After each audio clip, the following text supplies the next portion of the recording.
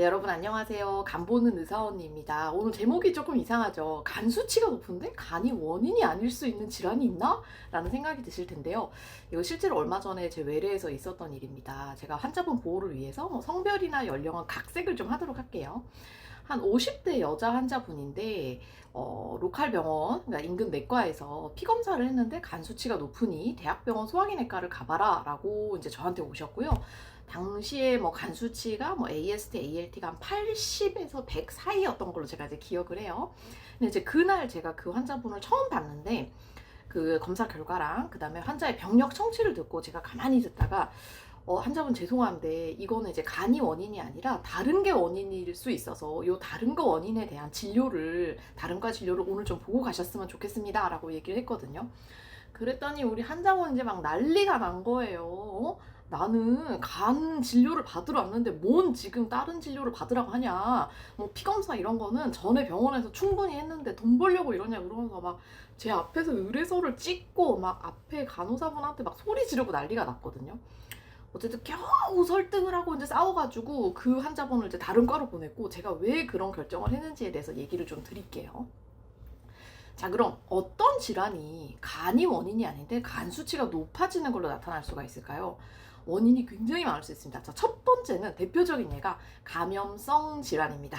이거 제가 계속 얘기 드리는데 몸 전체에 염증이 생기면은 염증 매개 물질 때문에 간 수치가 올라갈 수가 있어요. 몇 달 전에 제가 홍역으로 격리된 거 기억나시죠? 그때 무슨 소화기내과에서 홍역 환자를 봐 생각하실 수 있는데 그 홍역 환자분도 사실은 로컬에서 간 수치가 높다고 저한테 의뢰가 됐던 분이었고요. 방금 전 제가 영상 처음 시작했을 때 얘기 드린 그 여자 환자분도 사실은 쯔쯔가무실령이었어요. 네, 그래서 이분은 이게 지금 뭐 간 수치가 높은 게 근본 원인이 아니라 그 뒤에는 감염, 뭔가 열이 나는 원인에 대한 거를 감별을 필요하기 때문에 제가 이제 감염내과를 같이 보자고 얘기를 드렸고 두 분 다 이제 그 외래보험 당일에 바로 감염내과로 진료를 연계를 해드려서 진단이 됐던 케이스입니다. 그 외에 뭐 20, 30대에 저희 EBV 바이러스라고 뭐 전염성 단핵구증 이런 병들도 있거든요. 이제 그런 병들도 사실은 간이 문제가 아닌데 감염성 질환 때문에 간 수치가 오르는 경우에 해당하고요. 나이 드신 여성분들은 저희가 요로 감염이 좀 심해지면 신우신염이라고 몸살이 되게 심해지는 그런 전신 질환으로 올 수 있는데 그런 게 있어도 간 수치가 올라갈 수 있습니다. 자, 그럼 감염성 질환이 간 수치를 올렸으면은 당연히 이 간 수치는 감염성 질환이 좋아지면은 알아서 간 수치도 좋아지는 게 일반적인 현상입니다. 그래서 감염성 질환이 좋아졌는데도 간 수치가 계속 높다. 이건 정면 검사를 해야 되지만 만약에 감염이 잘 컨트롤이 되지 않은 상황이라면 이걸 먼저 잡아야 간 수치도 잡을 수가 있습니다. 자, 그럼 두 번째 간 수치를 올릴 수 있는 질환은 바로 심장 질환입니다. 우리 몸에 이제 혈류를 생각을 해보면요. 장에 있는 혈류가 간을 통과를 하고요. 이후에 간 정맥을 통해서 심장으로 다시 되돌아가게 돼요. 이 심장이 펌프 작용을 해야 되는데 펌프 작용이 잘 못한다. 그러면 이제 하수구가 역류하듯이 간 쪽으로 피가 몰리게 되면서 간 수치가 올라갈 수가 있습니다.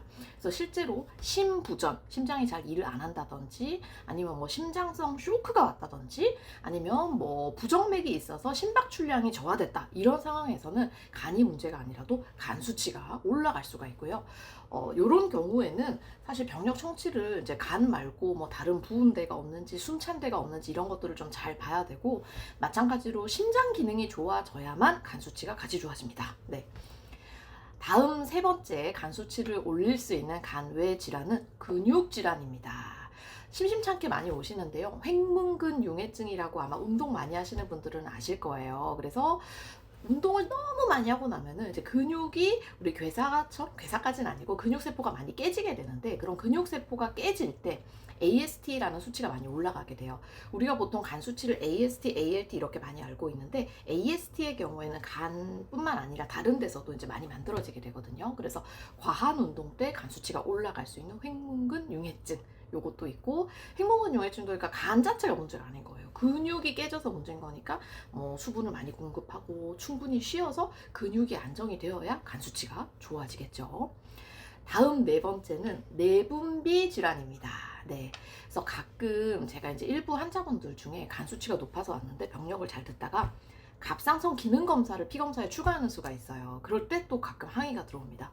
아니 간이 안 좋아서 하는데 뭔 다른 거를 이렇게 검사하냐고, 돈 벌려고 한다고 또 이러시는데, 우리가 보통 갑상선 기능 저하나 갑상선 기능 항진, 그래서 몸 안에 호르몬 불균형이 생기게 되면은 간 수치가 올라갈 수 있고요. 그렇게 갑상선 기능이 안 좋아서 간 수치가 올라간 분들은 갑상선 기능이 잡히잖아요. 간 수치도 그냥 같이 저하집니다. 비슷한 양상으로 쿠싱 증후군이라고 우리 몸 안에서 스테로이드 호르몬을 많이 만들어내는 내분비 질환이 있는데, 그런 병에서도 간이 문제가 아니어도 간 수치가 올라가는 것을 볼 수가 있습니다. 다섯 번째는 폐랑 호흡 문제 때문에 간 수치가 오를 수 있습니다. 네, 이 폐랑 호흡 문제가 왜 중요하냐면은 산소 공급이랑 연관이 돼 있어서 그래요. 근데 이제 간은 되게 허혈에 약해요. 그러니까 산소가 공급이 안 되면은 바로 괴사가 일어나고 간 수치가 올라가게 되거든요. 그래서 만약에 폐에 문제가 생겨서 전신에 저산소증이 생겼다, 그러면 이제 간세포가 깨지게 되면서 간 수치가 올라가게 되고요.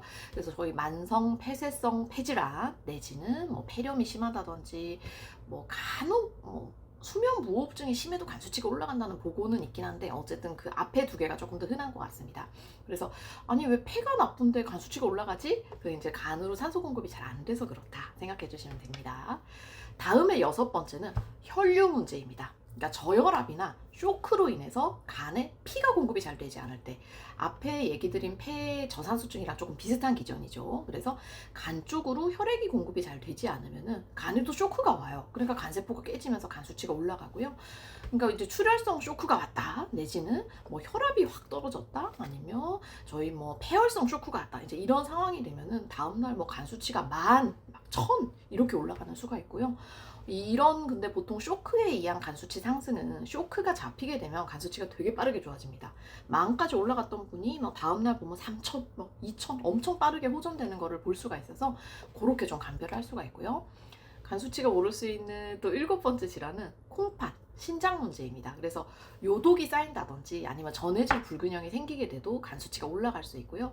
당연히 신장이 좀 기능이 떨어지면 대사노폐물이 축적이 되고, 이런 게 이제 전신 염증 수치를 올리면서 아마 간 수치가 상승되는 게 아닌가 싶은데요. 그래서 급성 신부전이라든지 아니면 투석 직전에 이제 투석을 해야 되는데 그 콩팥 수치가 떨어져 있는 환자들에서 간 수치가 조금 올라가 있는 걸 볼 수가 있어요. 다만 이 경우에는 간 수치가 많이는 아니고 조금 올라가는 것 같아요. 네. 그래서 약간 콩팥이 안 좋은 사람한테 간 수치가 약간 올라가 있다, 이거는 그냥 흔한 현상이고요. 만약에 간 수치가 뭐 정상의 5배, 200 이상으로 굉장히 많이 올라가는 경우는 다른 합병증이 좀 있지 않는지 의심을 좀 해야 됩니다. 마지막 여덟 번째, 간이 문제가 아닌데 간 수치가 올라갈 수 있는 질환은 자가 면역 질환입니다. 그래서 우리 뭐 루푸스라고 혹시 들어보셨는지 모르겠는데요. 정확한 명칭은 전신 홍반 루푸스, SLE라고 하는 질환들인데, 그런 자가 면역 질환이 있을 때 간 수치가 또 올라갈 수 있어요. 여러분 어때요?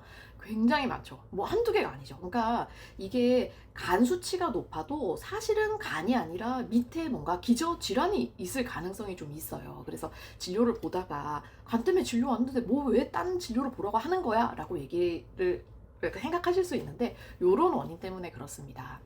그래서 간 수치가 높다고 할 때 그냥 뭐 병원 안 가고 무조건 우루사만 먹지 마시고, 사실은 숨겨진 원인이 있을 수 있으니까 계속적으로 간 수치가 높은 분들의 경우에는 반드시 병원을 좀 방문하셔서 간별 진단을 정확히 하시는 게 좋을 것 같습니다. 네, 아무튼 그 영상 맨 처음에 그 얘기 드렸던 그 환자분은 그래서 그날 감염내과로 가서 쯔쯔가무시 진단을 받고 쯔쯔가무시에 대한 치료를 바로 했고요. 간 수치가 되게 좋아졌고, 아마 미안하셨는지 그 이후에는 소화기내과로는 안 오셨어요. 한 번 더 제가 진료 보자 그랬는데, 네. 여러분 항상 건강하고 행복하세요.